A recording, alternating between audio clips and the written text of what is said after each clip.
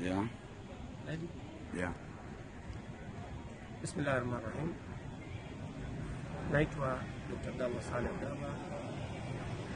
Jana nilirushwa clip ambayo imehusu mambo manne: Mwenyezi Mungu Subhanahu wa Ta'ala, Mtume wetu kama sallallahu alaihi wasallam, mjomba wangu Seif Sharifu na ndugu zangu wa Kipemba.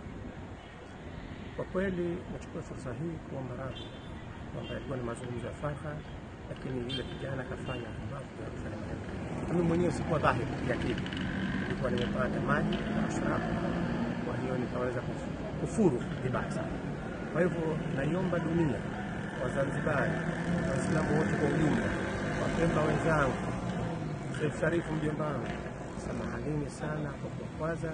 Naomba mnisamehe, namuomba zaidi Mwenyezi Mungu anisamehe kwa matamshi ya matamshi. Rabbi, nawaomba vile vile mnisamehe makosa yangu.